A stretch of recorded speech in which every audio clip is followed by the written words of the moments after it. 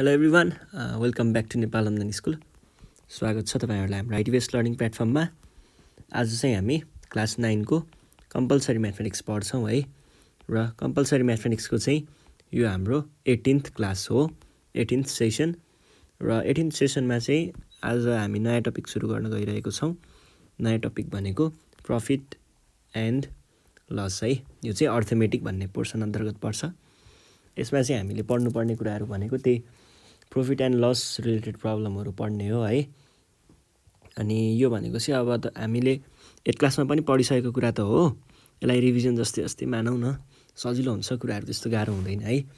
ल अब त्यो सबै बुझ्नु भन्दा अगाडि चाहिँ हामी अब पहिला प्रफिट एन्ड लस भनेको के हो यसो एउटा रिभिजन गरौँ है।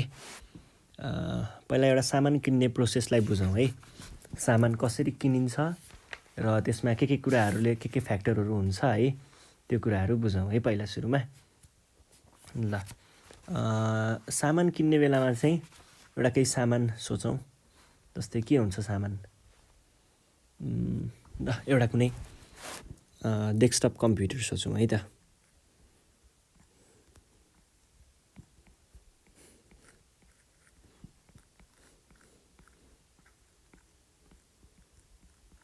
ल म डेस्कटप कम्प्युटर बनाउँदैछु है।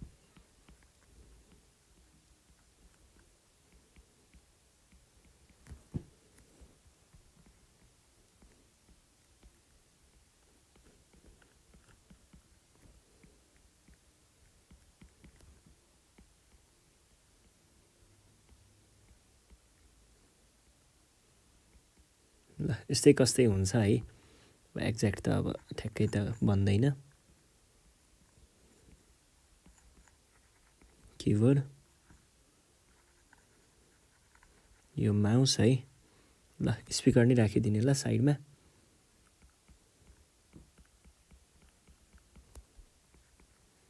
ल यो सामान चाहिँ अब यो भयो हाम्रो सामान है। यो सामान किन्ने बेच्ने प्रोसेस बुझौँ। दुई तरिकाको प्रोसेस हुन्छ है। एउटा जेनरल प्रोसेस अनि अर्को चाहिँ हुन त यो सबै एकैचोटि मिसाएरै भनिदिन्छु है। एउटा सामान हुन्छ है, व्यापारीले यो चाहिँ कतैबाट किनेर ल्याएको हुन्छ। किनेर ल्याएको अमाउन्टलाई हामीले कस्ट प्राइस भन्छौँ, अथवा यसलाई सिपी पनि भनिन्छ। किनेर ल्याउँछ, त्यस पछाडि उसले यो सामानमा चाहिँ यहाँनिर यसरी एउटा स्टिकर टालिदिन्छ है। स्टिकर टालिदिन्छ र स्टिकरमा लेखिदिन्छ रुपिज एक्स। यो स्टिकरमा टालेर लेखिएको रुपिजलाई चाहिँ हामीले मार्क प्राइस भन्छौँ है। अङ्कित मूल्य भन्छ नेपालीमा, मार्क प्राइस हुन्छ। यसलाई बजार मूल्य मार्केट प्राइस पनि भनिन्छ। मार्केट प्राइस पनि भनिन्छ। त्यसै गरी यसलाई लेभल्ड प्राइस पनि भनिन्छ, कतै कतै त्यो भनेको पनि पाइन्छ है। अनि एउटा कुनै पसलेसँग एउटा सामान किन्ने मान्छे आउँछ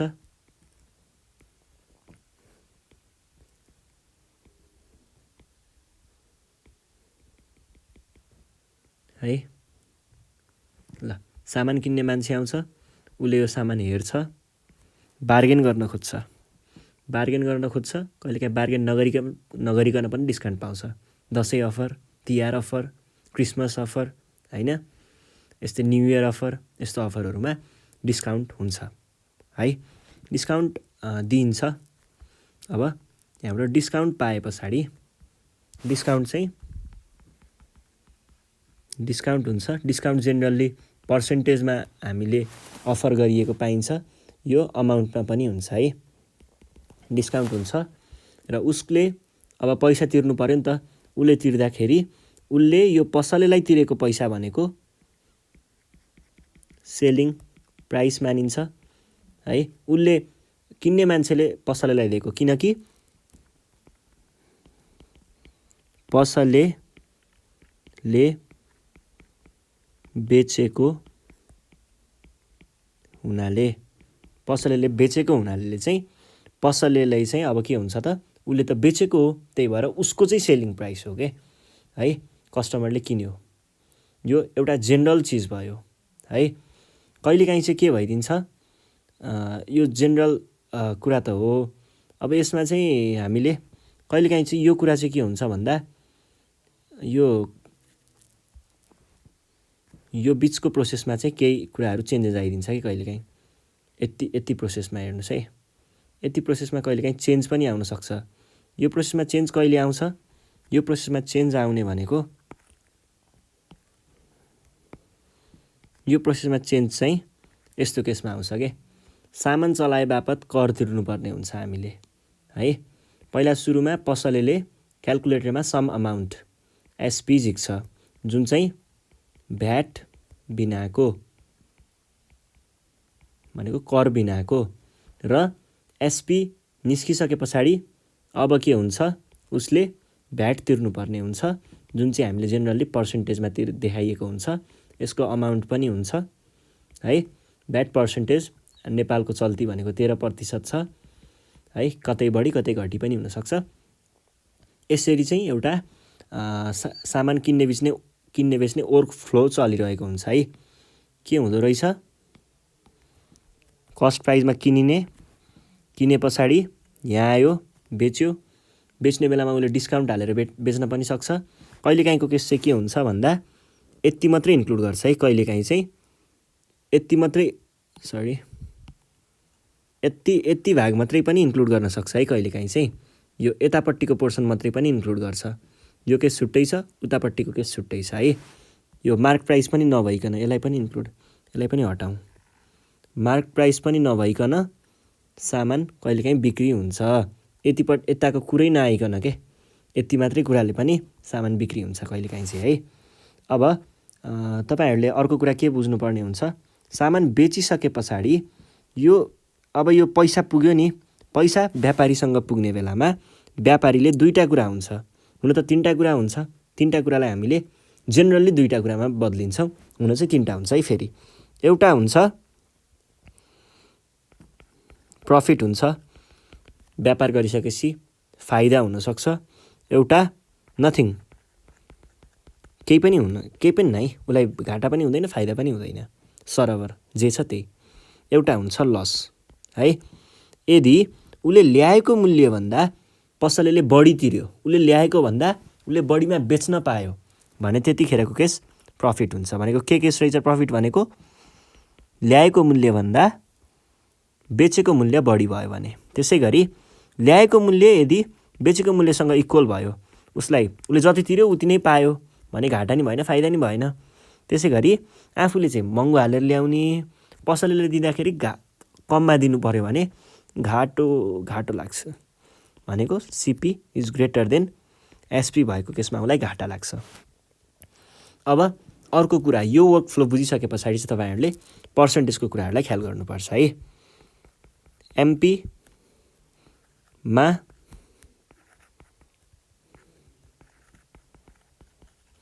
डिस्काउन्ट लाग्छ, त्यसै गरी सिपीमा के लाग्छ,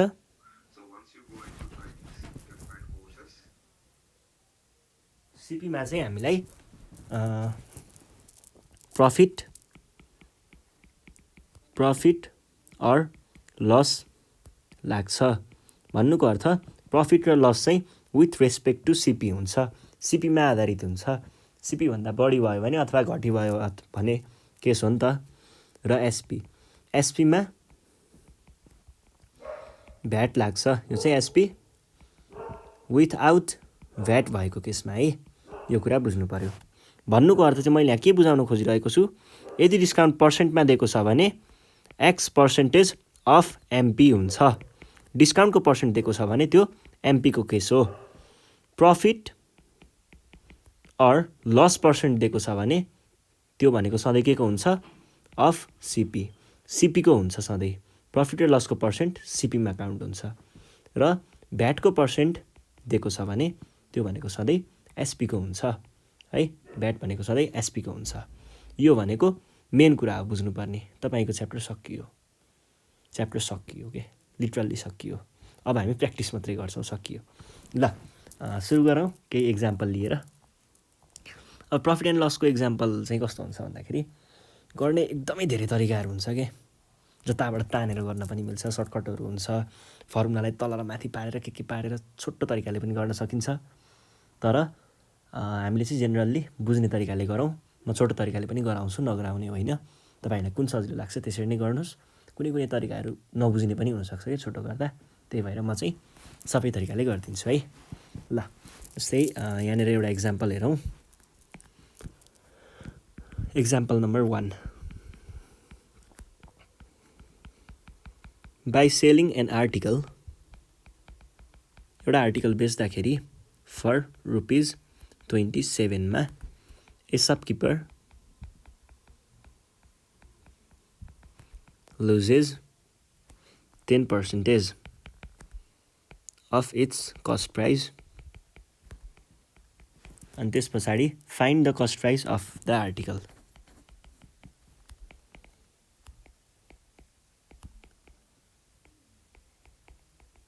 आर्टिकलको सिपी पत्ता लगाउनुहोस्। मानिलिउँ हामीसँग केही आर्टिकल छ, केही सामान होइन, यस्तै केही सामान है।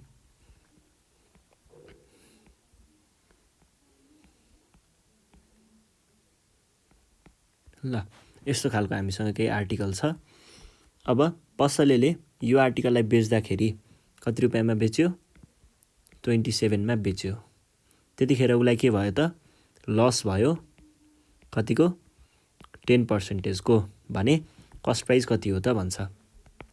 हियर एसपी भनेको कति छ? 27। त्यसै गरी 27% चाहिँ हाम्रो एसपी छ। 27% मात्र हो है। लस पर्सेन्ट भनेको 10%। CP is equals to what? यो गर्ने सोझो तरिका भनेको हियर लस भनेको सधैँ केमा लाग्छ? लस भनेको केमा लाग्छ? लस भनेको सधैँ सिपीमा लाग्छ। लस इज इक्वल्स टु कति? 10% अफ सिपी। यो भयो एउटा कुरा। अर्को कुरा, लस भनेको के पनि हो त? लस भनेको सिपी माइनस एसपी हो। Or CP minus SP is equals to 10% भनेको, अब यो क्यालकुलेटर मैले 8 क्लासमा धेरै मजाले भनिसकेको छु है, पर्सेन्ट भनेको के हुन्छ भनेर। 10% भनेको 0.1 सिपी अर सिपी। यो 10 यसलाई चाहिँ यता ल्याउनुहोस्, यो माइनसलाई यता लग्नुहोस् है। भनेको कति आयो? सिपी प्लस कि minus 0.1 CP is equals to 27 or यो भनेको कति आयो? 0.9 CP is equals to 27 or CP is equals to कति भयो? सिपी भनेको 27/0.9, यो भनेको कति भयो? 30। एउटा तरिका है। अनि अर्को तरिका छ, यसमा हामीले डाइरेक्ट फर्मुला लगाउँछौँ। यो पर्सेन्ट भएको केसमा हामीले यसरी फर्मुलाहरू लगाउने गरिन्छ जेनरल्ली है। यो फर्मुला भनेको चाहिँ सिपी डाइरेक्ट निकाल्ने फर्मुला हो। SP times 100/100 minus L. यसमा चाहिँ तपाईँहरूले यो एल लेखेको ठाउँमा चाहिँ लस पर्सेन्ट राख्ने है। ल एसपी टाइम्स 100 भनेको 2700/100 माइनस लसको पर्सेन्ट भनेको 10 छ। यो भनेको 2700/90, यो भनेको 30। यो चाहिँ कसरी आएको हो भन्ने कुरा बुझाउँछु है। हाम्रो लस भनेको के हुन्छ? लस पर्सेन्ट भनेको, यो लस पर्सेन्ट भनेको बुझाउनुभन्दा नि अगाडि कहिल्यै पनि कस्टमा 100% कस्ट भयो भने नथिङ, केही हुँदैन। कस्ट लस चाहिँ के अरे, यदि सिपी 100 भन्दा कम भयो भने लस, योभन्दा बढी भयो भने प्रफिट। अब हामीलाई प्रफिट पर्सेन्ट दिन्छ नि, प्रफिट पर्सेन्ट दियो भने 20% दियो भने प्लस 20 गर्नुहोस्, 120% अफ सिपी भनेको एसपी हुन्छ। त्यसै गरी यदि हामीलाई लस हुन्छ नि, लस हुँदा ल मानिलिउँ 20% लस भयो भने 20%, यतिखेर चाहिँ घटाउने, लस भयो भने घटाउने 100बाट, अनि प्रफिट भयो भने बढाउने 100बाट। 120% of CP is equals to SP हुन्छ है। बुझ्नुभयो नि 100% सिपी भन्दा कम एसपी भयो भने लस हुने हो, बढी एसपी भयो भने प्रफिट हुने हो। त्यही भएर प्रफिट दिएको छ भने डाइरेक्ट तपाईँहरूले जस्तै यही क्वेसनमा हेर्नुहोस् है, लस 10% दिएको छ है, लस 10% दिएको हुनाले मैले यस्तो पनि भन्न सकेँ कि direct SP is equals to अब 100 हो, 100मा लस कति भएको छ, लस भएको छ भन्ने बित्तिकै पहिला माइनस गर्नु पर्यो, कति भएको छ 10% भएको छ, यति पर्सेन्ट अफ सिपी डाइरेक्ट भन्न पाउनुहुन्छ कि। अर एसपी भनेको कति हो 27 is equals to 90% of CP or 27 is equals to 0.9 CP.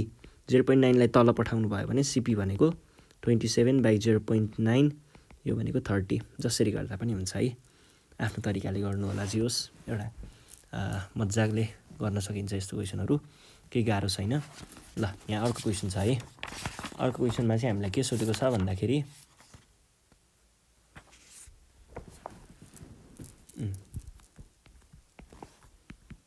by selling a transistor for rupees 1260, a shopkeeper gains 5% at what price?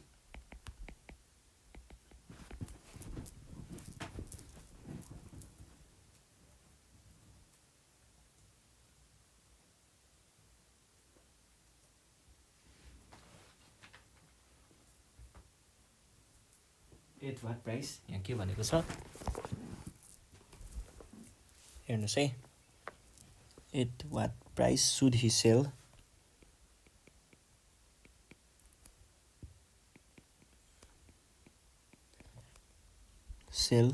The transistor to gain 10%।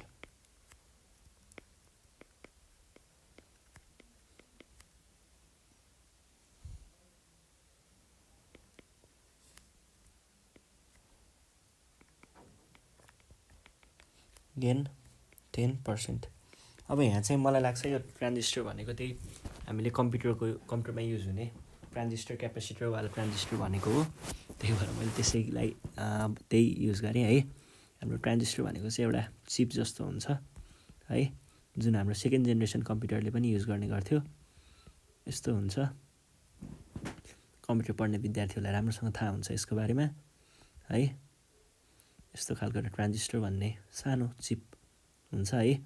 ल यो ट्रान्जिस्टरलाई चाहिँ कति परेको रहेछ, सेलिङ भने पछाडि एसपी दियो 1260 भनेर रुपिज लेख्नुपर्छ है अगाडि। A shopkeeper gains 5%। ल केस आइहाल्यो, सुडी सेल।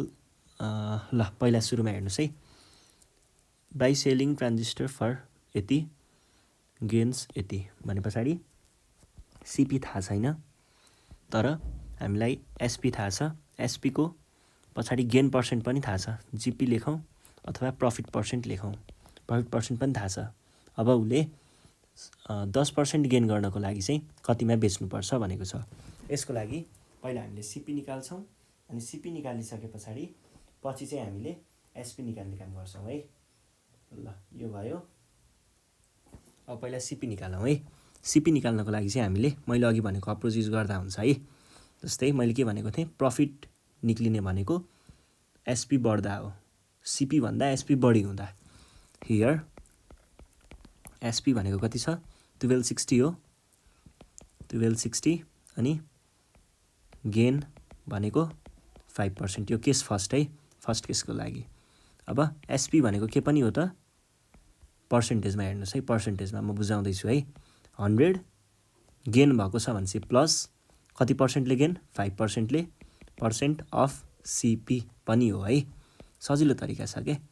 यो भनेको 1260 आयो, अनि यतापट्टि चाहिँ के आयो 105% अफ सिपी अर 1260 भनेको 1.05 सिपी अर सिपी भनेको कति आयो, कस्ट प्राइस भनेको आयो यो भनेको 1320 आउँछ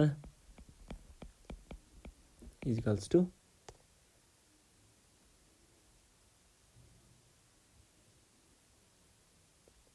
के अरे सिपी भनेको 1200 आउँछ। मैले त फाइनल एन्सरै अहिले निकाल्दैछु। ल यो भयो है। यो भइसके पछाडि अब हामीलाई चाहियो के त एसपी 10% गेन आउनको लागि 10% गेन हुनको लागि एसपी कति हुन्छ भनेको छ है। यही फर्मुला युज गर्न सक्नुहुन्छ। एसपी इजिकल्स टु गेन 10% को हो है। 10% गेन भनेपछि जोड्नु पर्यो कति 10% के को सिपी को। सिपी को भ्यालु के छ भर्खर निकालेको 1200। यो भनेको कति आयो 110% अफ 1200 हो। यो चाहिँ मैले ठ्याक्क पहिले क्यालकुलेट गरिसकेको थिएँ। त्यो अब दिमाग त्यो क्वेसन हेर्दै एन्सर कुदिसकेको हुन्छ नि त, त्यही भएर हो कि। अफ 1200 यो भनेको 1320 आउँछ है। ल rupees 1320। Therefore you must sell the transistor for rupees 1320 to gain this भनेर भन्न सक्नुहुन्छ है। यो चाहिँ तपाईँहरूको एन्सर हुन्छ है यसरी सल्भ गर्ने। ल यो भनेको जेनरल टेक्निक हो। हामीले आज त्यही अब गेन लस केही कुराहरू मात्रै गऱ्यौँ आज। योभन्दा नेक्स्ट सिरिजमा चाहिँ हामी अरू कुराहरू गर्नेछौँ। जोस् मजा आयो।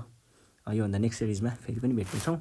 त्यतिखेरसम्मको लागि चाहिँ नेपाल अनलाइन स्कुल बिदा माग्न चाहन्छ र बिदा मागेर जानुभन्दा अगाडि चाहिँ म तपाईँहरूलाई एउटा सानो नोटिस दिन चाहन्छु। हाम्रो नेपाल अनलाइन स्कुलले चाहिँ अहिले तपाईँहरूलाई डिस्क्रिप्सनमा चाहिँ एउटा सानो चिज दिएको छौँ। तपाईँहरूलाई यदि कुनै सब्जेक्ट यो पढाइदिए हुन्थ्यो अथवा तपाईँहरूले प्लेलिस्ट भेट्नु भएको छैन भने कृपया हजुरहरूले चाहिँ यो लिङ्कमा क्लिक गरेर त्यहाँ एउटा फर्म आउँछ, त्यो फर्म फिल गरिदिनु होला। त्यो फर्म चाहिँ फिडब्याकको लागि र कुनै सब्जेक्टको भिडियो बनाइदिनको लागि रिक्वेस्ट गर्नको लागि हो है। फिडब्याकको लागि र रिक्वेस्टको लागि है। फिडब्याक पनि दिन सक्नुहुन्छ। ल त्यही हो। अनि प्रब्लमहरू सल्भ गर्ने बेलामा केही प्रब्लम आउनसक्छ, गाह्रो हुनसक्छ, समस्या पर्न सक्छ। समस्या पऱ्यो भने हामीलाई यो नम्बरमा फोन गर्दा पनि हुन्छ र प्रब्लमहरूको फोटो खिचेर वाट्सएपमा, भाइबरमा, इमोमा र टेलिग्राममा पठाउँदा पनि हुन्छ। टेलिग्राम भनेको चाहिँ एउटा अर्कै मेसेजिङ प्लेटफर्म हो। यसमा चाहिँ हामीले एउटा च्यानल बनाएको छौँ जहाँनिर चाहिँ तपाईँहरूको नेपालभरिको क्लास 9 को विद्यार्थीहरूको चाहिँ एउटा ग्रुप छ।